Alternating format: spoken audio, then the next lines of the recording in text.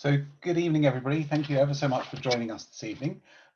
So welcome to this evening's event. We're delighted that we've got well over 200 people and the number is still going up. So I think there are still a few more people to join in the course of this evening.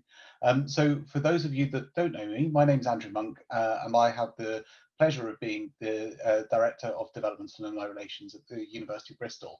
And we're really pleased that this evening we're continuing our series of digital events, and so that so many people are able to join us from all around the world. So firstly, I need to say a massive thank you to Tim Gregory for agreeing to speak with us this evening. The last time I saw Tim was at the Alumni Forum, which was about 12 months ago now. And at that point in time, we were taking great delight in the fact that we could finally introduce him as Dr. Tim Gregory, having just completed his Viva and actually being awarded his PhD. But needless to say, he's gone on to bigger and better things since then. So from me, just a few housekeeping details to kick off the evening. So if I could ask you to please make sure that you use the Q&A tab at the bottom. That allows you to ask questions and they'll come through and we will get through and answer as many of those questions as we can at the end. Please bear in mind, we've had a huge number of questions asked in advance and we've taken a selection of those, but we'll have a chance for those questions and others as well. So please do use the Q&A tab for that. If there are any comments or technical issues at all, rather than putting them in the Q&A tab, could we ask you to please email to alumni-events@bristol.ac.uk. That's alumni-events@bristol.ac.uk, and somebody from the events team will be able to help. And if you are having problems with Zoom, our top tip normally is just to leave the meeting and rejoin, and often that resets it. At the end of the talk, we will also enable the chat function. It's not enabled just now, but that's an opportunity to connect with the other people who are listening and post any comments, feedback, questions, or just say hello to fellow alumni. So please do hang around at the end if you'd like to do that as well. And just to remind you that this session is being recorded and we will share a recording with everybody this evening and also post it on the alumni website and it's uploaded to YouTube. We're now nearing about 1,000 views for some of our previous talks. So no pressure on Tim, but I think this one has the potential to be even bigger. So that's all the housekeeping that I've got for the moment. Really, I think now is my job is to really introduce the main show, to introduce Tim. So Tim is an author, a BBC bite-sized TV presenter, and many people may have recognized him from he was a finalist on Astronauts, Do They Have What It Takes on BBC Two as well. Now, I think this evening's talk is interesting and diverse and attracting a very wide audience. So diverse, in fact, that my 7-year-old son, Ruben, is going to join me to listen into most of the talk this evening. So without further ado, I will hand over to Tim. I look forward to being back to be able to share some of the questions at the end of the session. But Tim, over to you. Thank you very much, Andrew. Can you hear me loud and clear? I'm going to assume that people can. And I'm just going to can, if that's okay. to reassure okay, you at this point in time. Good. And I'm just going to share my screen.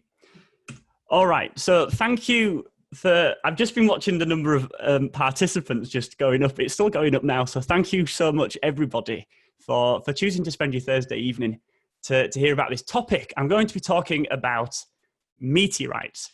And you know, meteorites, they're at this great intersection between two big and important areas of science, and ones that, luckily for me, they already have quite there's a large interest in these subjects in the general public, and they're certainly interests that I've had all my life. And those subjects are space science in all its wonderful forms, from planetary science to cosmology, and geology, where geology and space science overlap on the Venn diagram. You've got this lovely petal-shaped piece, this lovely petal-shaped shape in the middle of the two, and that's where meteorites lie, because of course meteorites are stones that fall from the sky.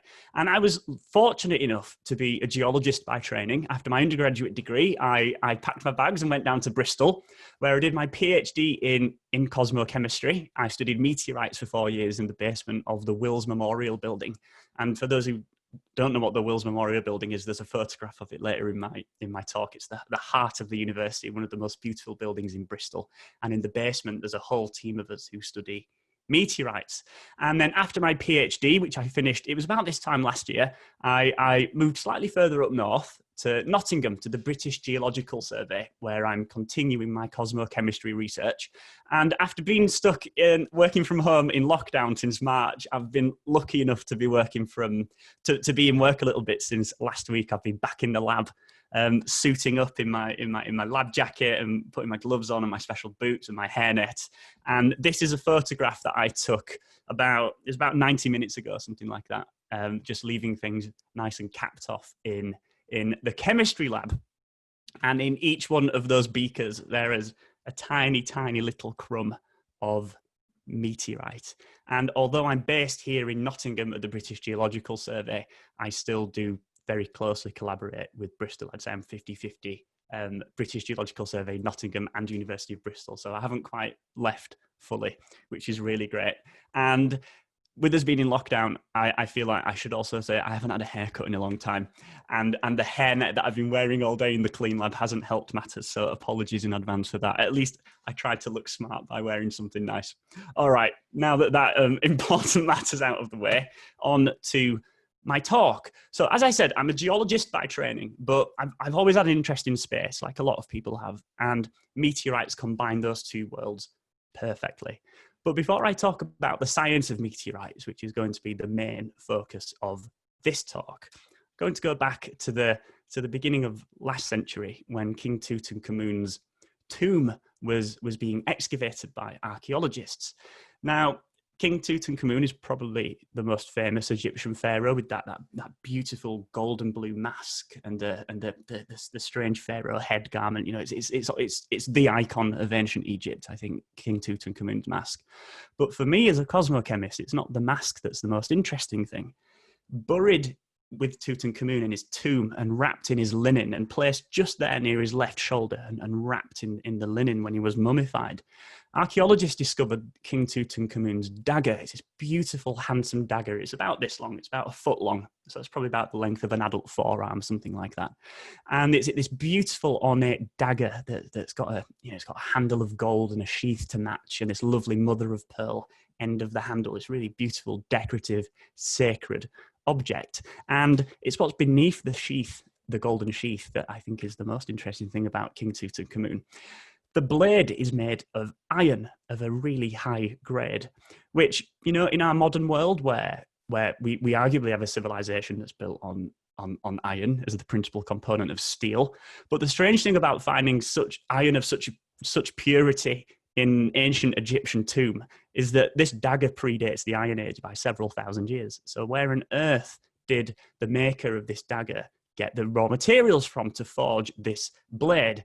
And it turns out that a few years ago, a team of cosmochemists, they went to the museum in Cairo, and they took with them an X-ray spectrometer, and they analyzed King Tutankhamun's blade with the tools of science, and they found an unusually high abundance of an element that you're probably familiar with. It's called nickel. And we're talking like 10% of the material that this blade is made of nickel. Now, 10% nickel in any rock on the earth is incredibly rare. Thus, nickel is a signature of an extraterrestrial object. And so it turns out that King Tutankhamun's dagger, the blade of his dagger, was forged from an iron meteorite. It was forged from a piece of iron that fell from the sky and landed on the surface of the earth, fit for a pharaoh indeed. Now, we'll probably never know whether the maker of this dagger actually saw a meteorite falling as a shooting star from the sky and land in the desert and go to pick it up. But what is curious and quite evocative is that around the same time this dagger was forged, during the time of King Tutankhamun, this hieroglyphic came into common usage around Egypt. And the literal translation of this hieroglyphic is iron of the sky. And so, although we'll never know if they actually did see this meteorite fall from outer space and then hammer a sacred dagger from it, we probably can be sure that they at least had some idea. You know, one thing that I think about often is if you're in ancient Egypt, you know, a few thousand years ago, and you were in the desert and you found a lump of metal sat atop the sand of the desert, where else could it have possibly come from but the sky? And so the reason I'm telling you this is because meteorites, although they're intensely studied by the modern tools of science, meteorites have always captivated us. They've been in the human consciousness for at least a few thousand years, since the time of the ancient Egyptians, and probably for long before that. And although they had massive spiritual significance way back when, you know, a dagger fit for a pharaoh, the story that we've learned from meteorites using the tools of science is, I think, far more interesting and compelling and deep and fundamental than any sort of mythology can tell us about meteorites. And it wasn't just the ancient Egyptians either that were interested in meteorites. Meteorites fall essentially randomly all over the Earth's surface pretty much, and they've been falling at a roughly constant rate for the last million years or so. And one such meteorite fell in France in the 1400s. And this is an original book from the time that I found a lovely scan of online. And just before I go over to the meteorite page, I just wanted to draw your attention to this amazing picture. I have no idea what's going on because I can't read the language that this book is written in, but they don't look so happy. I just had to point that out because it's just a bizarre painting. But what is really interesting about this page is this lovely photograph. This is not a photograph, a piece of artwork rather. This is a piece of artwork commemorating the fall of one of the largest and oldest meteorites to fall from the sky, called Enzisheim, that fell over the French city of Enzisheim, just on the border between France and Germany, in 1492. And again, we see the same thing. When this fell out of the sky, people rushed over to it immediately. They left the city walls and they rushed to the field where it had fallen, and they immediately began chipping pieces off because they thought it was a sacred object that had fallen from heaven. They started chipping pieces off in the hope that this wondrous stone that had just fallen apparently out of thin air would give them good luck and good fortune going on into the future. And rather than chipping pieces off and using them as talismans, these days we tend to study them in science laboratories. This is the Wills Memorial Building, and maybe I'm slightly biased because it's the building that I walked into every day for 4 years when I did my PhD down in Bristol, and it's also the building that I graduated in. And it's not the graduation hall that's the most beautiful part of the Wills Memorial Building, although it is wonderful in there. It's the basement of the Wills Memorial Building, because that is where the Bristol isotope group tend to hang out. We're part of the School of Earth Sciences, and down in the basement we have the most amazing analytical instruments. We've got powerful microscopes, we've got an ultra clean chemistry laboratory, and we've got a host of mass spectrometers that we use to take meteorites apart at the atomic level to reveal information about where they formed, when they formed, and how they formed. And research groups like the Bristol Isotope Group and other similar research groups around the world, we've uncovered the most wonderful things from studying meteorites. So without further ado, I will now go on to some of the things that we've learned from meteorites. All right, so I'm going to start way back in time. And even as a geologist, this is really far back in time. This is over 4.5 billion years ago. And now, just for reference, the age of the universe is about 13 billion years. And so the age of our solar system is a third of that. So it's not a trivial number. But before our solar system existed, we looked something like this. This is a giant cloud of interstellar gas and dust that's strung in the space between the stars in interstellar space in the galaxy. And these giant interstellar clouds are called nebulae. And this is a photograph taken by the Hubble Space Telescope of a nearby nebula. It's only a few thousand light years away. And nebula, they're giant clouds of gas and dust, and they glow incandescent because nestled among those wisps of gas are stars. And as those stars shine forth into the cosmos, they heat up the gas and the dust in their vicinity and cause it to glow, which is why we see them. And as well as being a pretty picture, nebula they're really the start of it all. This is what we would have looked like 4.5 billion years ago before our solar system formed, because nebula are where stars are born. They're stellar nurseries.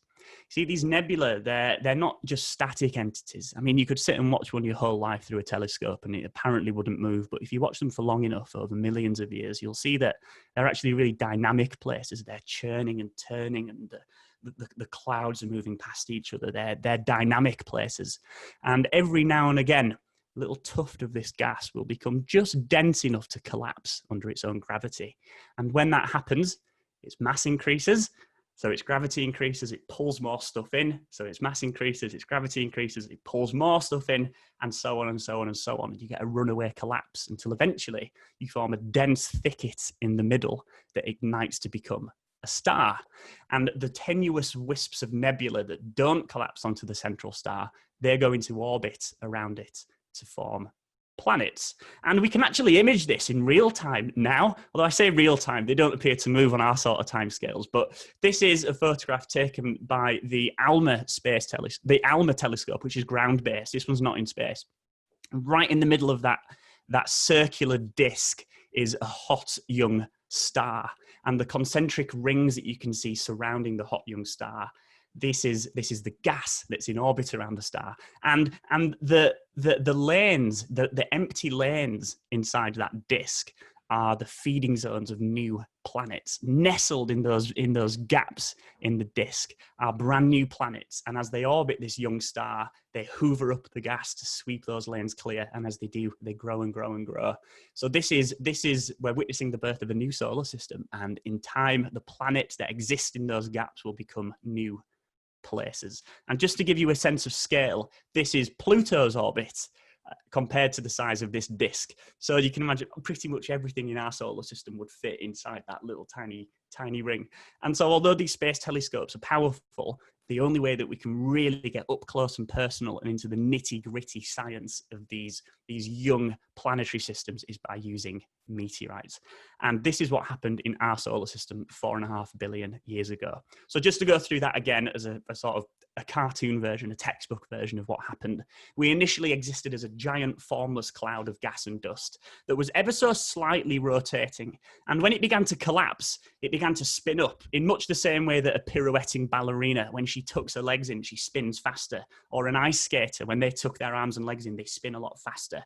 And in physics, things that spin tend to want to flatten out. You can try this when you're back at the office and you're bunking off on a Friday. If you spin around on your office chair, you'll notice that your arms, if you leave them hung by your side, they'll want to go outwards. They'll want to flatten out.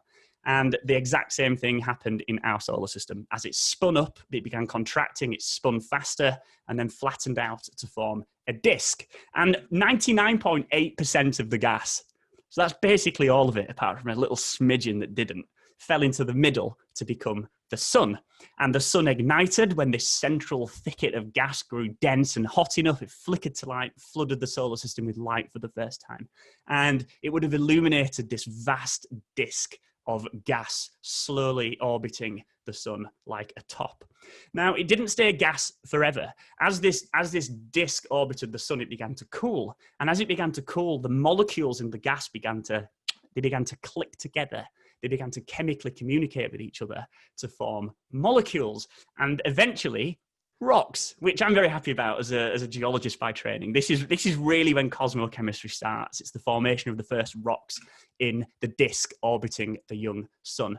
Now, these rocks, they were really tiny. They were microscopic, and I can personally attest to this because there's quite a few of us in Bristol who study these pieces of dust specifically. You need a microscope to see most of them. But these tiny, tiny pieces of dust, they began to stick together to form slightly bigger clumps of dust. Then these slightly bigger clumps of dust themselves stuck together to form even bigger clumps. And then the bigger clumps stuck together to form bigger clumps, and so on and so on and so on, until eventually you get clumps of dust that are about the size of a city to a small country. You know, they range in size from the size of England-ish downwards to the size of dust. But these miniature worlds made from the coalescing dust in the disk, these are the ancestors of the planets, if you like, because it was these slightly larger bodies made from this dust that themselves stuck together to form planetary embryos. Now, planetary embryos, they're Mars-sized objects, which is actually quite a bit smaller than the Earth. It's you know, a small planet-sized. And most of these planetary embryos have long gone. They've long been destroyed. A lot of them would have fallen into the sun. Some of them would have been ejected out of the solar system entirely. Others would have crashed together cataclysmically and destroyed themselves. But those that stuck together with just the right amount of force in just the right direction would have stuck together to form a collection of dust the size of the rock that we are all watching from now, the Earth. This is how the planets formed.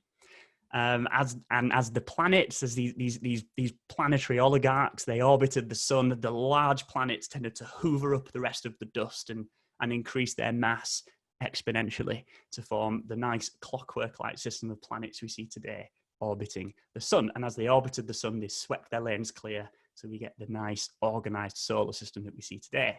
Now, those who are paying attention will notice between the orbit of planet number 4, that's Mars, and planet number 5, that's Jupiter, there's a curious donut-shaped ring of debris orbiting the sun in my cartoon version of the solar system here. And this is the asteroid belt.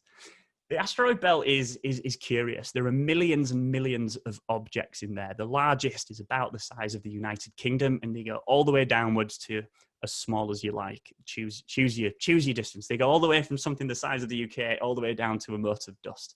And they silently orbit the sun as this jostling band, this donut-shaped ring of debris between the orbits of Mars and Jupiter. Now, these are planetesimals that were left over from the era of planet formation at our solar system's origin, but they were prevented from clumping together to form a planet by the gravitational influence of Jupiter. It's the largest planet in the solar system. It's got the most mass. It's got a monstrous gravitational field, and the slight tug of Jupiter stopped these planetesimals from clumping together to form a planet. And so they've remained this band of wanderers throughout solar system history. And they're really small worlds. You know, as I said, the largest asteroid, which is asteroid Ceres, which was also the first asteroid to be discovered, is only about the size of the UK, and it's way smaller than Earth's moon. And just lined up there for you to see, I've lined up the first couple of asteroids to be discovered. And just to give you even more of a sense of scale, these asteroids really are tiny. That's them compared to the Earth. So, you know, even the largest asteroid is no bigger than a small country like the United Kingdom.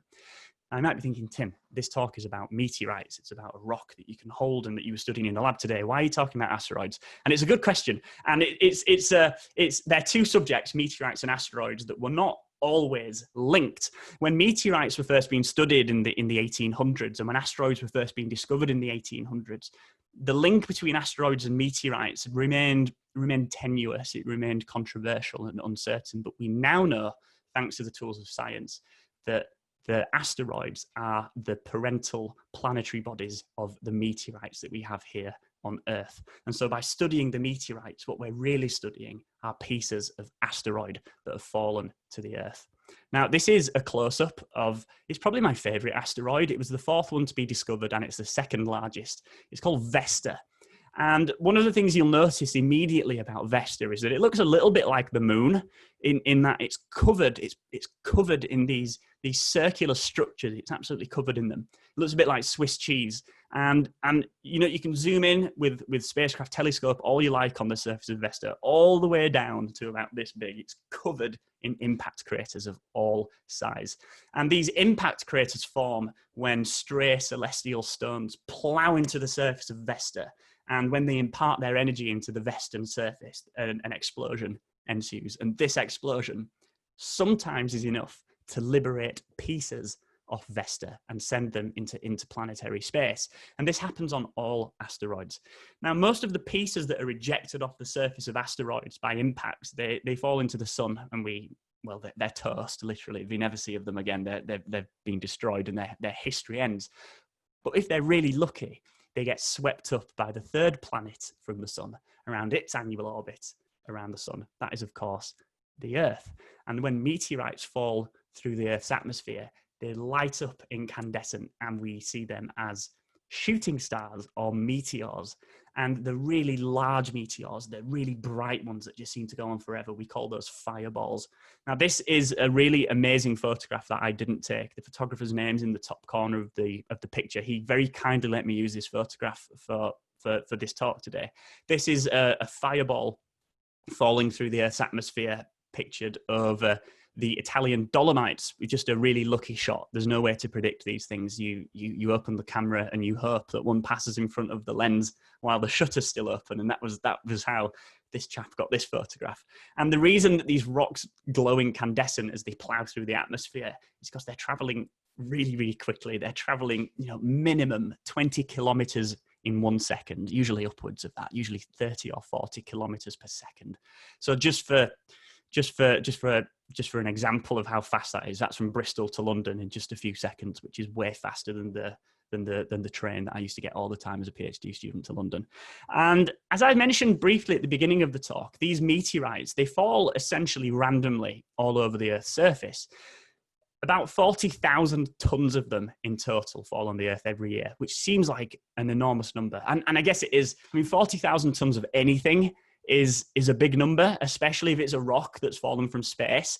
But because the Earth is so huge, that 40,000 tons on average gets essentially spreaded down to barely anything when you consider the size of the Earth. It's the equivalent of sprinkling a teaspoon of rock over St. James's Park in London every year. So it's barely anything.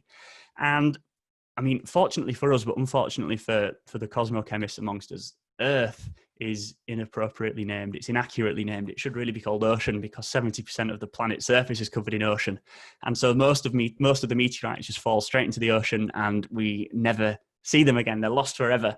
But of those that do fall on dry land, if they're really lucky, they end up in a lab like the one at the University of Bristol where I did my PhD, or the one where I currently work at the British Geological Survey, and they get teased apart by me or one of my colleagues or one of my many friends and fellow cosmochemists around the world to be studied by the tools of science. And from the meteorites, we've learned that rather than just being the rubbish left over from the formation of our solar system, rather than just being mere boring bits of debris that were not swept up when the planets formed, the asteroids are actually worlds in themselves. They have geological histories that were short-lived, but they were just as dynamic and just as interesting as any planet, maybe even including the Earth.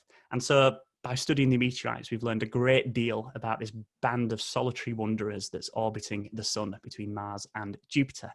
Now, one of the things that we've learned about meteorites is that, amazingly, some asteroids melted early on in their history. And you might be thinking, why are you surprised about that, Tim? And it's quite surprising that some of them melted because asteroids are so small. In physics, what's true for a cup of tea is true for an asteroid. Small things cool down really quickly. And so that these miniature worlds, they got hot enough that they didn't lose their heat too fast to completely melt is quite astounding. And the reason that these asteroids melted way back when, just soon after they formed 4.5 billion years ago, is because when they coalesced, they incorporated quite a large dollop of radioactive isotopes. And as these radioactive elements and these isotopes began to decay, they released heat into their surroundings on the atomic scale. But when you add all these atomic scale heat engines up over the size of an asteroid, it is sometimes enough to melt them. And some really, really interesting things happened when these asteroids melted. So they coalesced from the dust and they melted. And one of the first things that happened is they formed a core. Right in the center of these asteroids, a giant blob of molten liquid metal formed, mostly made of iron with a big bit of nickel in there as well, and other strange elements like tungsten and cobalt, and famous elements like gold and platinum. This giant blob of metallic liquid metal formed in the center of these asteroids because the dense elements like iron sank down under the asteroid's slight gravitational pull, and it pulled there to form a giant sphere of molten metal. And over the ensuing 100 million years or so, these giant orbs of molten metal cooled and crystallized to form a really strange exotic blend of metallic minerals. Because these minerals formed slowly, because they were insulated by the overlying layers of rock in the asteroid structure, they cooled really slowly and so grew to really large sizes. Some of these crystals are 1 meter long, which is almost unheard of on the Earth. It's very, very rare that you get minerals that are that large on the Earth, but we do find them in the meteorites that come from the cores of these asteroids that I'll talk about in a minute. Now, left behind by the sinking metal was, you can see it there, it's this layer of material surrounding the core. That's the mantle. And the mantle, rather than being made of metal, is made mostly of oxygen, which is counterintuitive because as beings that live by breathing oxygen, well, we like to think of oxygen as a gas. And of course, it is a gas. It's 20% of the Earth's atmosphere is made of oxygen. But gaseous oxygen in nature is incredibly rare. The default state for oxygen is actually in a rock. And an amazing fact that I learned as an undergraduate in my first year as a geology undergraduate was that there's orders of magnitude more oxygen in the rocks beneath your feet than in the Earth's atmosphere, which is very strange, counterintuitive, but such is science. And because these planetesimals were still hot by the time the cores formed, the mantle was molten effectively when it formed. And the way that planets cool down in geology is largely by volcanics. And the asteroids were no exceptions. They had volcanoes on their surfaces. And we tend to think of volcanoes as things that you only really get on the Earth, but we do see meteorites that look as though they were erupted from a volcano 4.5 billion years ago, which is pretty convincing proof that these asteroids did house volcanoes. And the magma that was spewed forth from these volcanoes crept across their surfaces like carpets, eventually cooled and crystallized to form volcanic rocks. And I've seen these volcanic meteorites before, and when you hold them side by side with a volcanic rock from the Earth, say from Hawaii or Iceland, they look essentially identical. They really are volcanic rocks in every sense of the word.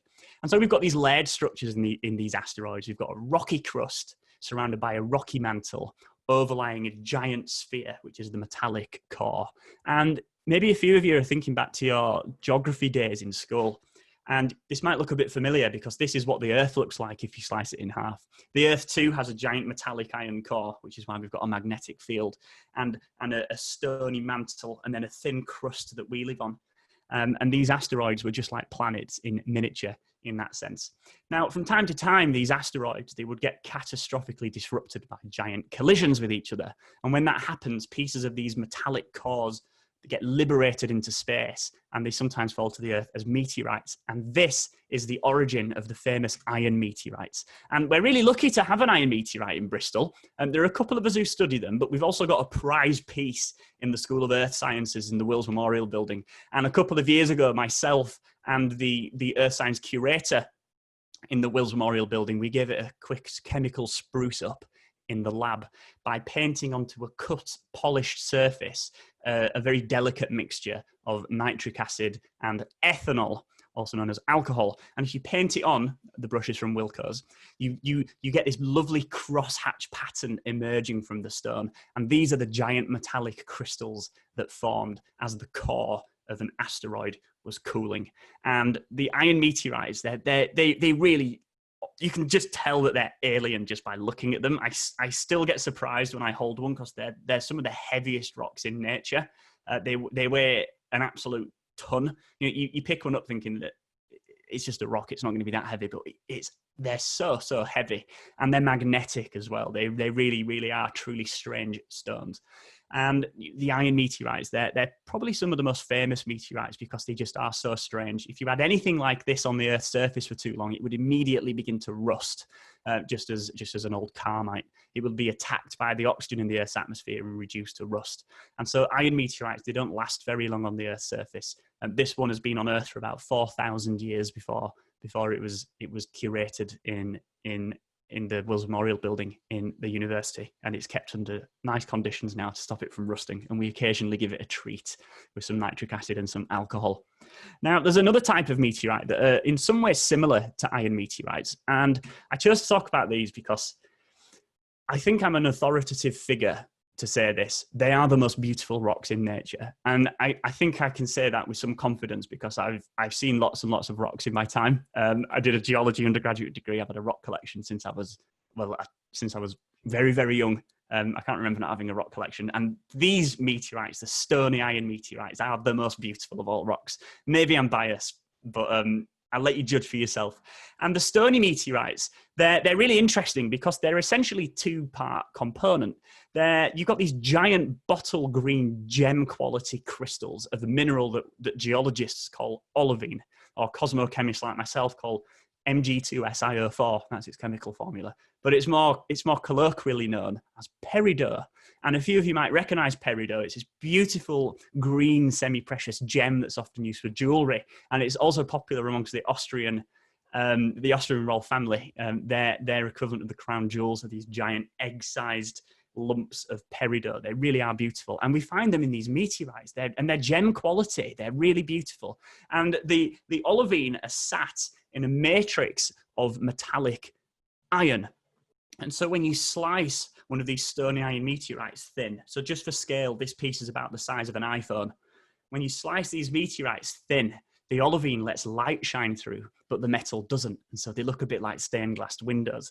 And you can shine a light through the back of them, and they light up like the most amazing thing you've ever seen. I remember the first time I saw one of these stony iron meteorites, and my jaw just hit the floor.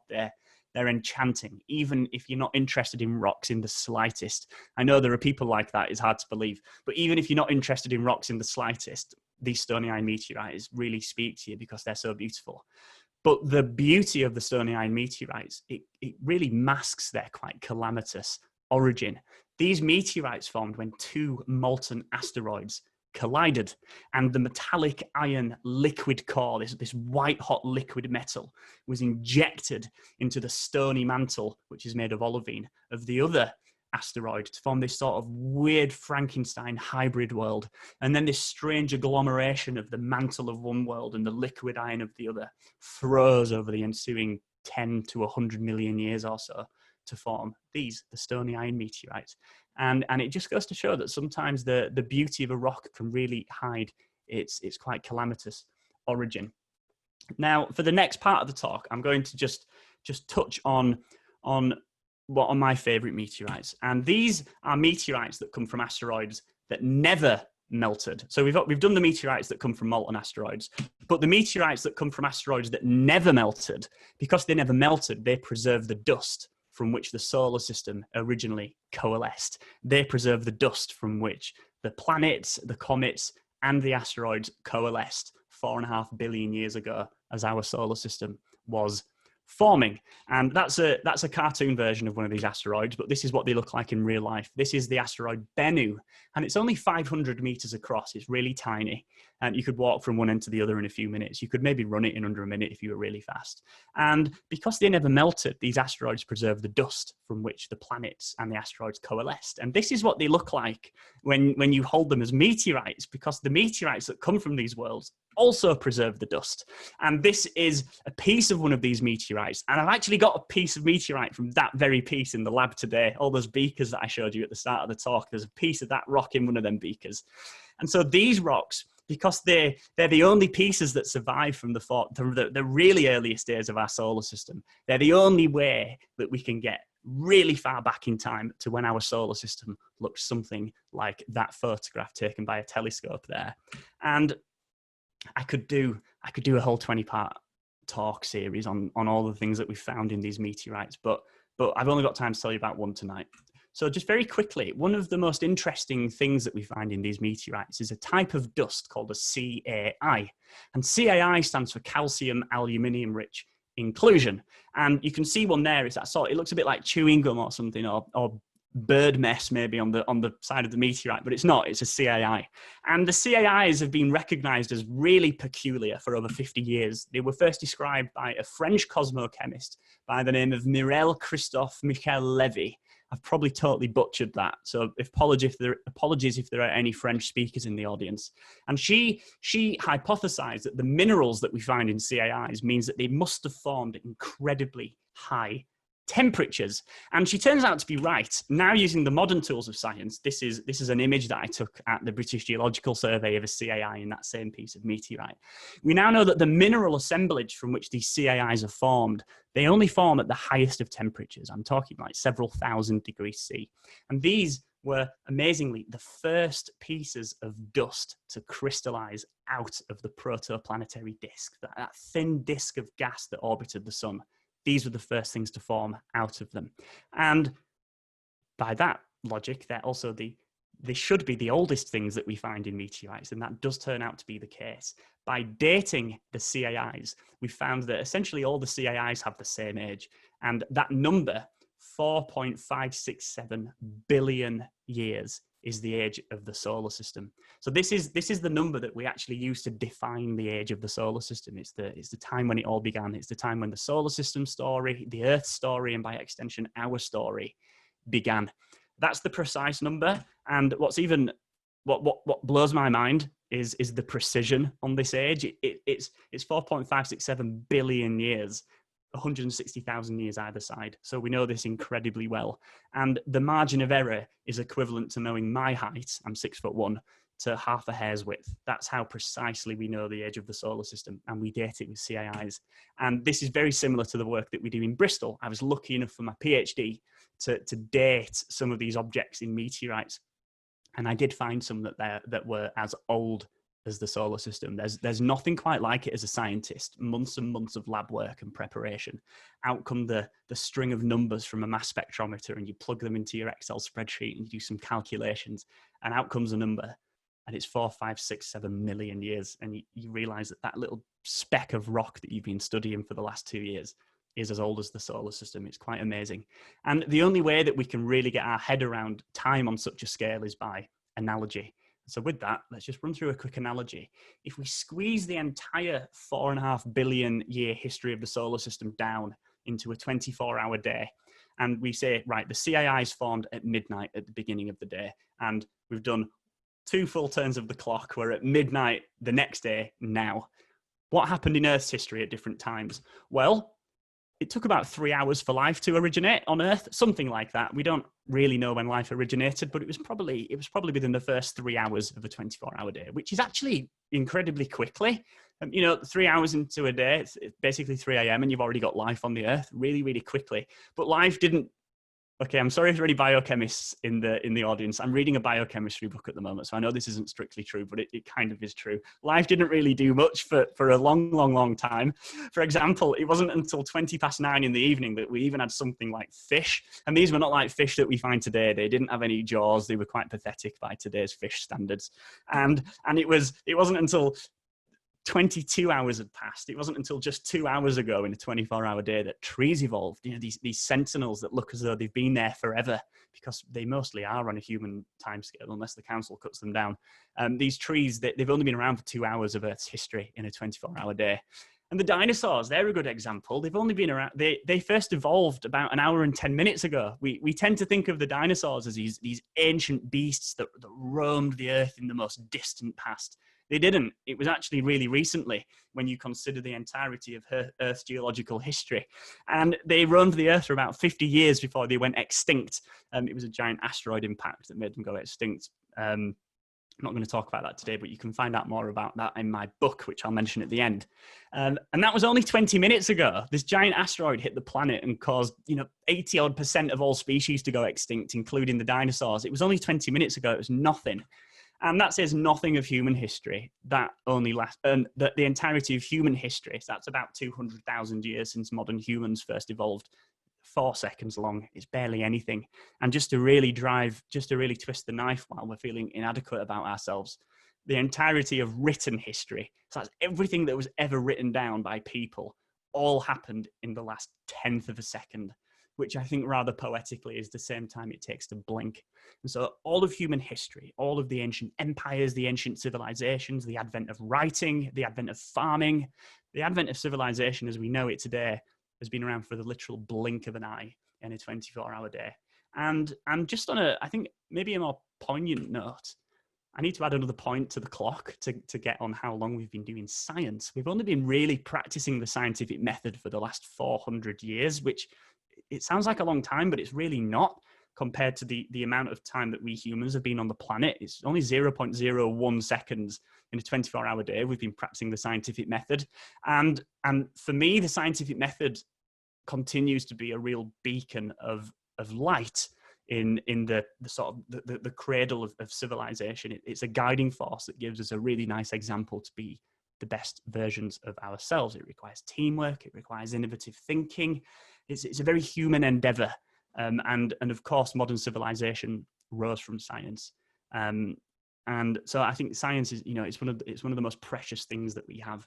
And I think society would benefit if maybe more politicians. We're not necessarily scientists, but had more of a scientific mindset. And so with that, the final thing that I'll mention in this talk is a very strange class of meteorites. They're very rare, and there's actually one in the Bristol City Museum next door to the Wills Memorial Building, so check it out next time you're in town. These meteorites contain organic molecules. Now, for those who are not sure what organic molecules are, they're molecules that are strongly associated with life.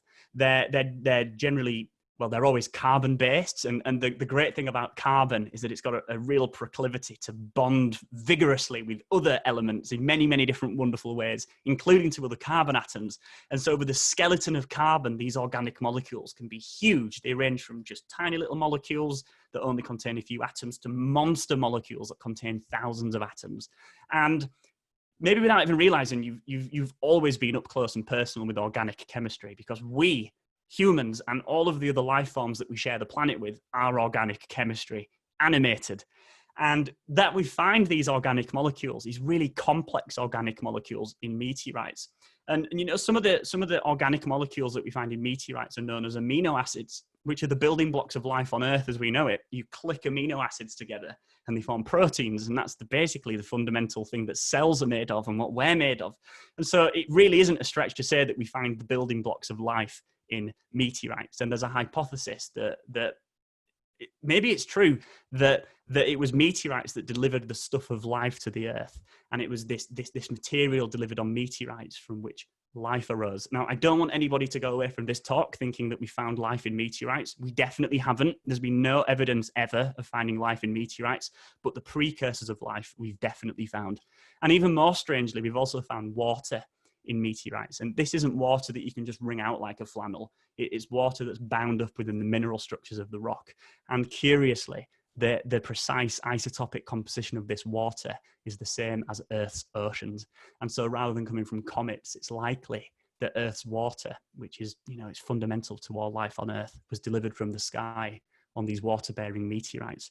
And so if that's true, if you know, the water almost certainly came from meteorites, and if the organic molecules from which life arose in meteorites, if life really did originate from that material, then that makes meteorites much more than just the storybook of the solar system. It's an intrinsic part of the storybook of life too. They were the seeds sown upon the early Earth from which the tree of life grew, which I think is one of the most beautiful findings of meteoritics that certainly I know of.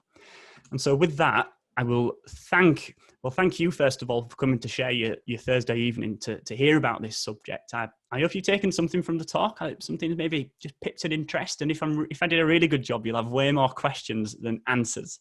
And so thank you to the University of Bristol, I guess for everything, you know, for having me as a PhD student, for being the best place that I can imagine to do a PhD in cosmochemistry. And thank you to the British Geological Survey as well. I collaborated closely with the British Geological Survey during my PhD, and I'm lucky enough to be working here now in Nottingham, continuing the research that I started in Bristol, still closely collaborating with Bristol. And one final thing that I'm going to say before I pass it over to Andrew is that I wrote a book on this subject. It's a subject that's really close to my heart, and I thought I've got to tell people about this, and talks are a great way to tell people about this. And I thought, you know, I would have liked to have read a book about this. And so I wrote one, and it's taken about 2 years to write. And literally today, earlier this afternoon, one of the wonderful people that I work with on this book to get it out on the shelves for people to read, said that it's gone off to print. So it's on its way to the printers right now, which is really, really exciting. And my publisher, John Murray, put together a little book trailer, which is amazing that book trailers exist. I guess anything is possible in the age of the internet. And so I'm going to play that and then pass over to Andrew. And this book trailer came with no sound. And since you've got the author of the book on the other end of a microphone, I'm going to read it as we go through. So every rock has a story to tell, but there is a limit to how far back in time earthly rocks can take us. To unpick the story of how the planets and the rest of the solar system came to be, we need a rock not from beneath our feet. We need a rock that fell from outer space. We need, of course, a meteorite, which incidentally is the name of the book. It's called Meteorite, How Stones from Outer Space made our world.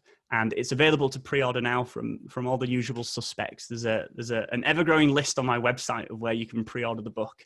And much like this talk, I hope there's something in there for everybody. You don't need to be a scientist to understand this book. It's a celebration of the historical and the cultural and the curiosity-driven research that's gone into understanding these most wonderful and curious of natural objects. And so with that, I will thank you so much for joining us on your Thursday evening, and thank you to Bristol alumni organisers for putting this event together. It's been a real joy to spend a Thursday evening doing this, and it's been a lovely break from working at home for months on end. Thank you very much. So first of all, before we get on to any questions at all, I just have to say a massive thank you to Tim. If I had to turn my camera on about 3 seconds earlier, then you would have witnessed an engrossed 7-year-old watching, and the fact that you held both of our attention perfectly throughout, I think, shows just quite how interesting and quite remarkable the talk is. And for everybody listening, it's a huge thank you to Tim, because he's created the entire presentation, all of these slides, especially for this evening for us. And so it's a great presentation. So as you can imagine, there are quite a lot of different questions coming through. I will warn you now that I'm intending to ask more questions. We're meant to be finishing at 8. I think we'll stretch that a little bit to 8:05 or just beyond, because I think there are quite a lot of questions to get through. Let's go. Let's see how long people stick around, eh? I'm not in a rush to get off. So I'm going to ask a couple that were sent in beforehand. So the first is from Clive Scowen, which is: how likely is a catastrophic impact by a meteorite on Earth in the next A, 50 years, B, 100 years, C, 500 years? Right, so A, 50 years, essentially zero. B, was it 100 years? 100 years, yeah. 100 years, essentially zero. But, there is a but. There is an asteroid called Bennu. It was the one that I showed a photograph of earlier. It was that sort of rubbly looking asteroid, the one that was 500 meters across. And Bennu is what we call a near-Earth asteroid, in that it orbits the sun very close to the Earth. Now, it used to be in the asteroid belt, but sometime in the last few million years, it was kicked out of the asteroid belt, and now it's in orbit around the sun precariously close to the Earth. And in the latter half of the next century, so that's probably sometime in the 2170s, there is a 1 in 2,300 chance that Bennu is going to hit the Earth, which doesn't sound like a lot, but you're half as likely to die of measles in the UK if you get measles. And think about the amount of effort that we go through to vaccinate people from measles, a horrible disease. And there's a 1 in 5,000-ish chance of dying of measles. And so the chance of being hit by this asteroid at the last half of next century is double the chance of dying of measles in the UK today, which is a risk. Well, it's an enormous risk, because if something like that hit the Earth traveling as fast as it does, although it's only 500 meters across, it would release about 3 times as much energy as the entire world nuclear arsenal instantaneously. And so depending on where it hits, it would be catastrophic anyway, but it could be really, really, really bad, civilization ending. But there is a silver lining. NASA are currently in orbit around this asteroid Bennu with their Osiris Rex mission. And Osiris Rex, one of the objectives of this mission is to really get up close and personal with Bennu, see what it's made of, see how strong it is, so that if we find actually there is an increasing chance that it's going to hit the Earth in the latter half of the 2100s, what can we do about it? Because right now the technology to move asteroids doesn't exist. But I've no doubt that if we really put our minds to it, we would be able to move Bennu out of the way if it was heading towards the Earth. And just one more thing about Osiris Rex. From my point of view, the best thing about Osiris Rex is that it's got a long arm on it, and it's going to go to the surface of Bennu, scoop some pieces up, stow them away in its inside pocket, and then drop that back down to the Earth on a parachute.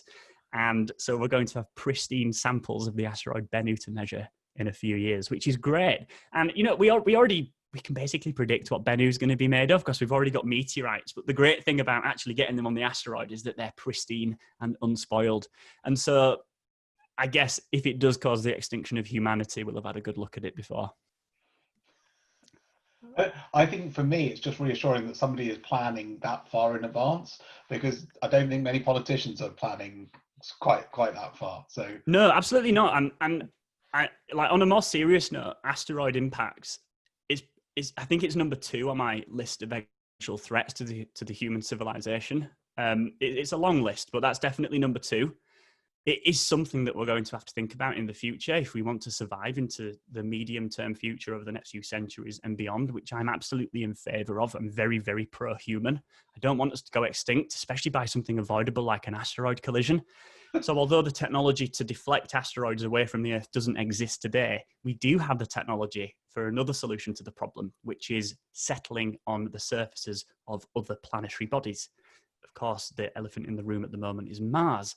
I do realistically, optimistically think that certainly within my lifetime, I'm only 27. Hopefully, I've got another 50 years left. But within the next few decades, we will see human settlement on the surface of Mars. And to borrow an analogy from Mr. Musk of SpaceX, putting humans on Mars would be like having a backup of the photographs on your iPhone. It's really not a good idea to have all your photographs on your iPhone because you just have to drop it down the toilet once and you've lost all of the photographs of your pet cat over the last 10 years.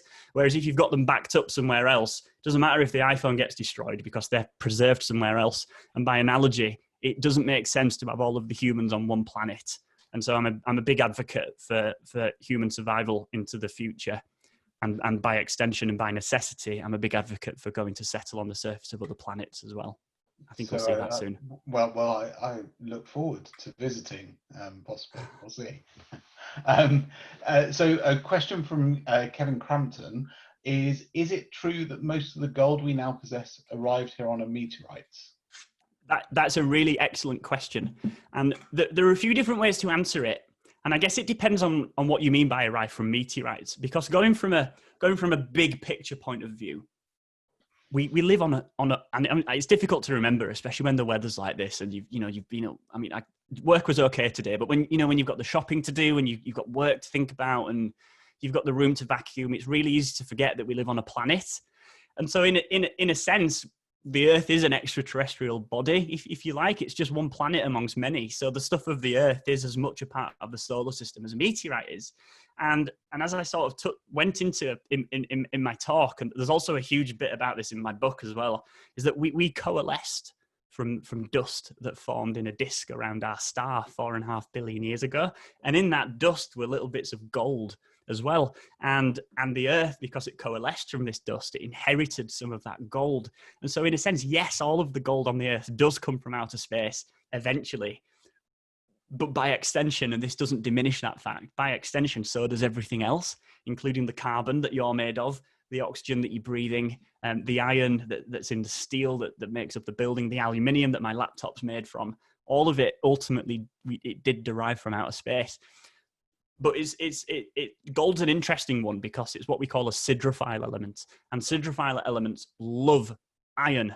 And so when the Earth formed and it melted and all of the iron, well, not all of the iron, but a vast fraction of the iron sank down into the Earth's center to form the giant metallic core, it sucked all the gold down with it. And all we've got left up here on the surface is the tiny smidge that didn't get sucked down into the core.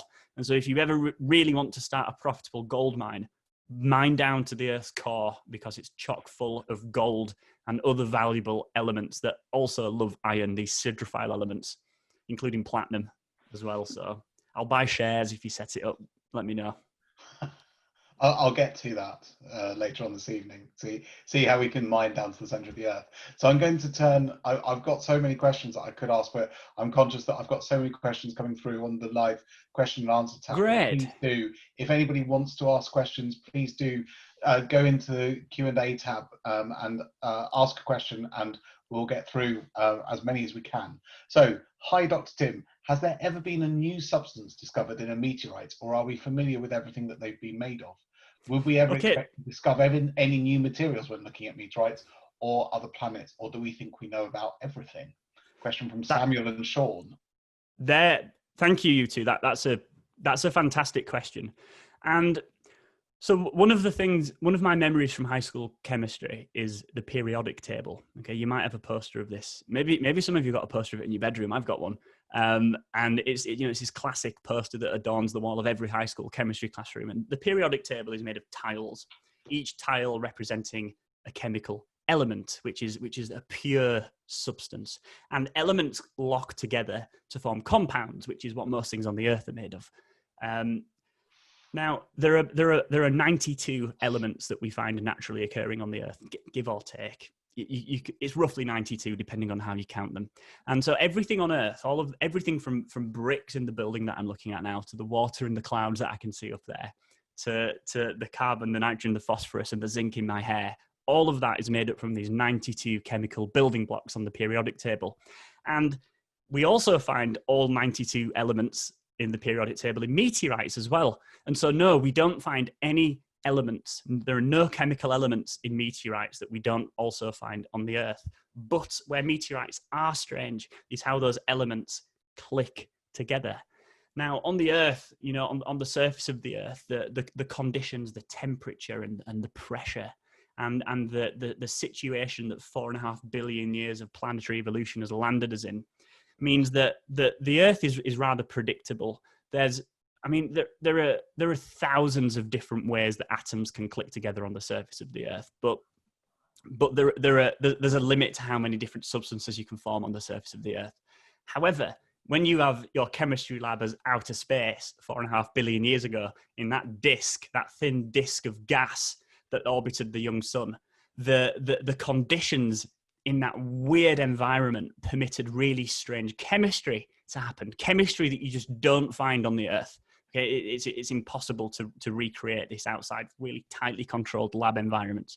And so the conditions in the early solar system were so strange that the 92 tiles on the periodic table, the chemical elements, they clicked together to form very strange substances. They combined in weird ways that they just don't on the Earth. And so while the fundamental building blocks of meteorites, which are chemical elements, don't differ between the Earth and meteorites, the way that they click together do differ. Do you remember the CAI that I showed the picture of on one of my slides? It was the white object that looked a bit like a piece of chewing gum, that 4.567 billion year old tiny bit of rock. Well, CAIs contain minerals that we just don't find on the surface of the Earth because the conditions to form those minerals just don't exist on the surface of the Earth. And likewise with the iron meteorites, you never find lumps of iron nickel lying around on the Earth's surface unless it's fallen from outer space. And that's because the conditions on the surface of the Earth just do not permit the chemical elements to lock together and conspire in that way to form those substances. And so just to summarize your question, the fundamental building blocks of meteorites are the same as the Earth, but the way those building blocks are put together are often unique in meteorites, and we don't find substances like them on the surface of the Earth. Great question. Amazing. So there are a few different questions that have actually come through, sort of asking about how you find the samples. How do you track or trace, or how do you locate where meteorites are actually landing so that you've actually got your samples to work with? Another great question. And I go into detail in this in my book as well.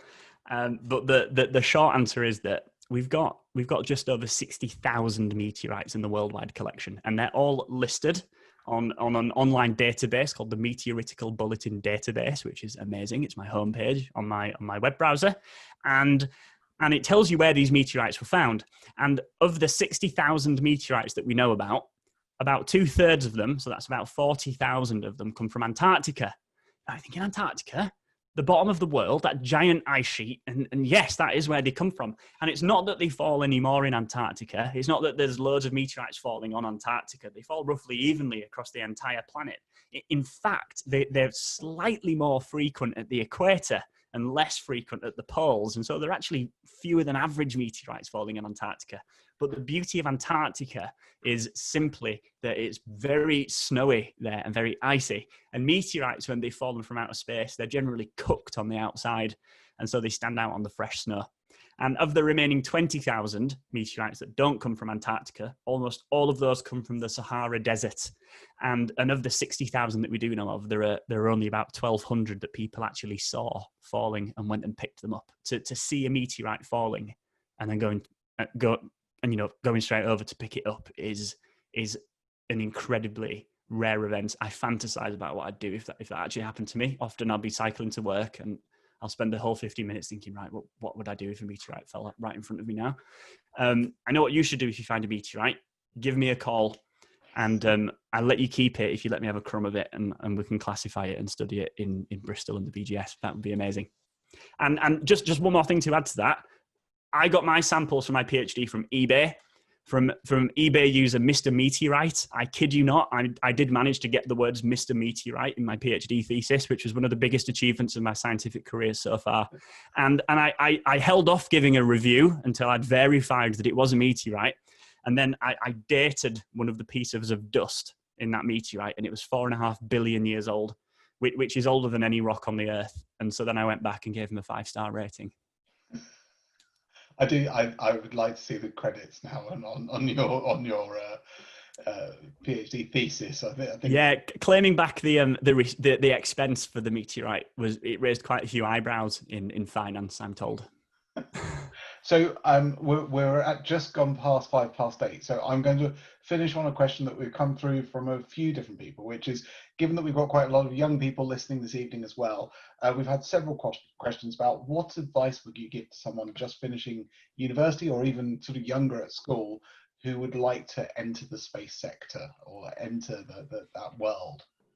Right. So this is a difficult question, and I've been putting a lot. I got this question in advance a few days ago, and I've been putting a lot of thought into what I would tell myself 5 years ago, because I wanted to get into this space industry. Although that's a really wide term, you know, it spans everything from making rocket components with engineering companies right through to what I do, which is tinker around in a chemistry lab with bits of meteorite. There are lots and lots of ways you can get involved with space science. There's an organisation called UKCEDS, which stands for United Kingdom it's the name escapes me, but it's UKCEDS, and that's UKSEDS.org, and it's a student-led body centered around this exact thing, which directs young people and well, old people as well. I mean, no one's old compared to a meteorite, so don't feel too bad. But people who want to go into the space sector, it directs people towards it.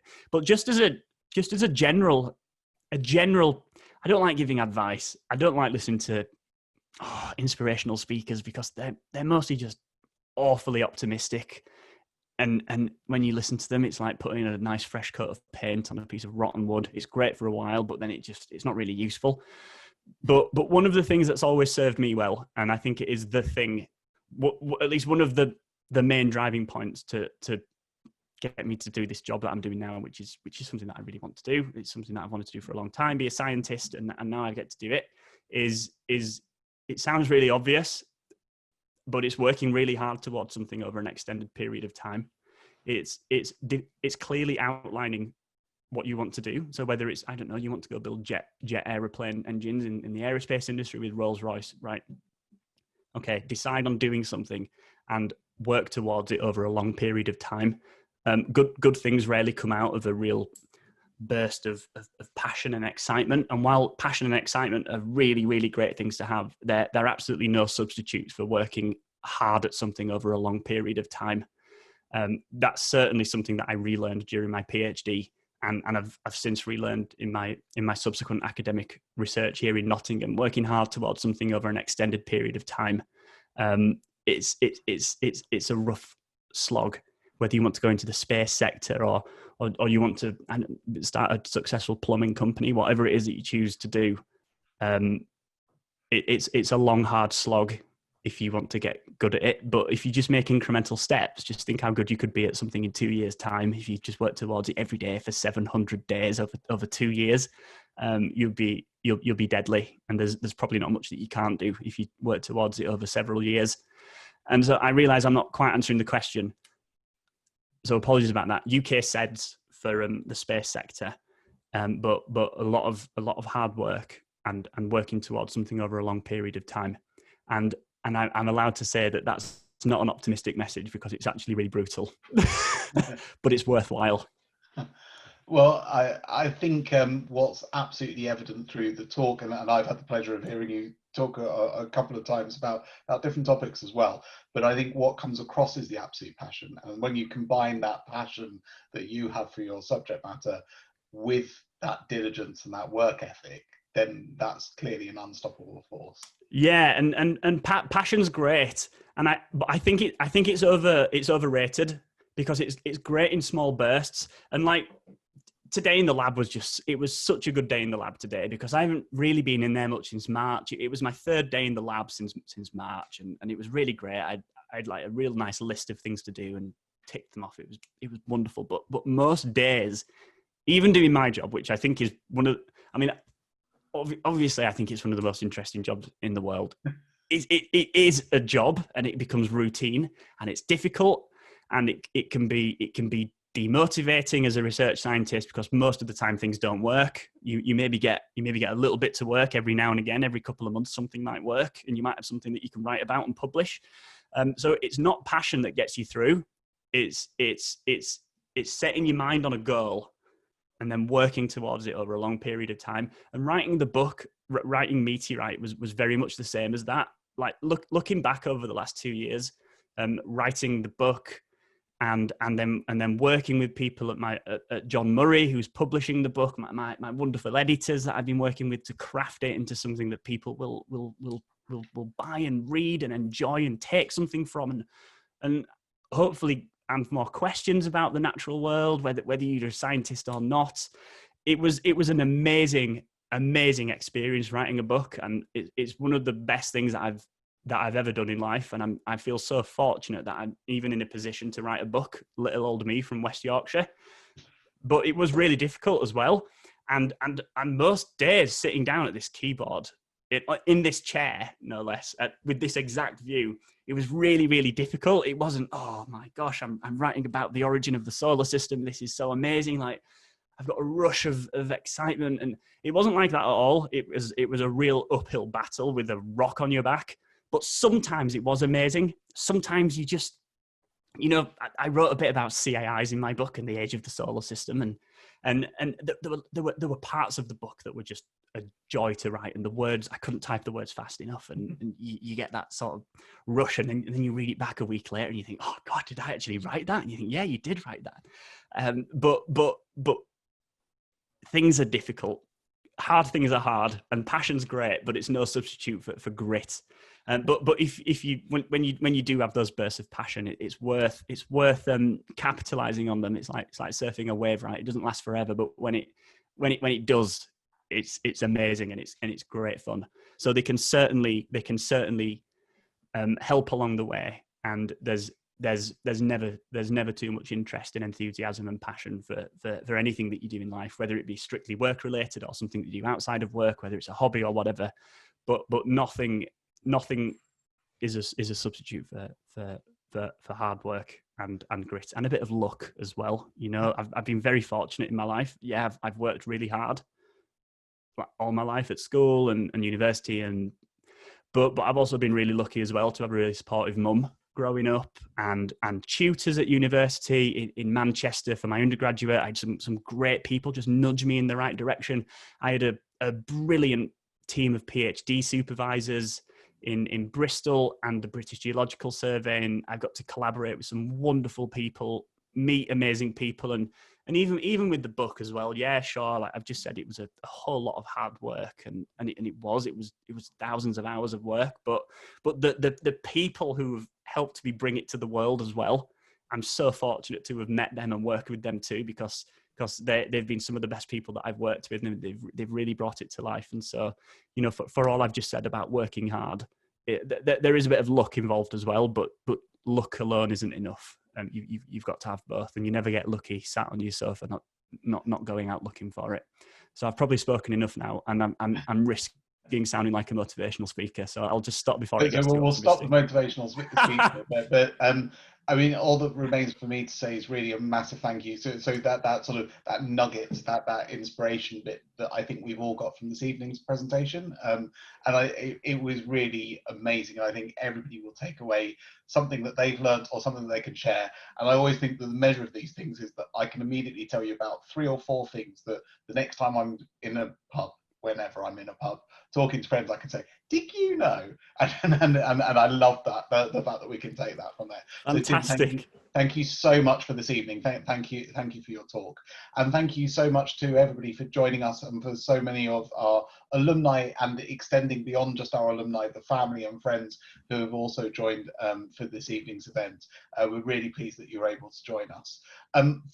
Just to remind you that this has been recorded, and we'll share the recording with you. Please do pass it on and share far and wide with anybody that you would like to. We'd love to get the views up on our YouTube channel and on the visits to the website as well. Our next digital event is on the 16th of July. A very different topic, but still very, very topical, although very modern history, is what does COVID-19 mean for our economy? And we've got a panel of experts, both academics and one of our alumni, Alex Wilmot-Sitwell, who's a banker and a global economist, talking about exactly what COVID-19 means for our economy. So please do sign up for that and join us for those events. And there are many more to come over the autumn. So keep an eye out and sign up. And we're really grateful that you're able to join us. So all that remains is for me to say thank you to the whole of the events team who have planned this whole thing and made it all run incredibly smoothly. So thank you to them. A huge thank you to Tim for all the work that went into the presentation and for delivering with such passion and enthusiasm. We're now going to enable the chat function. So if anybody would like to hang around, ask any more comments or talk to fellow alumni, then please do. And I think Tim was possibly going to hang around and join some of the chat as well. So if there are things I'd love to. I'll be sticking around. Then please do feel free to ask in the chat function. But in the meantime, thank you very much. Look after yourselves, and I'm pleased that you're remaining passionate about the university, and look forward to seeing you at our next event. Thanks ever so much.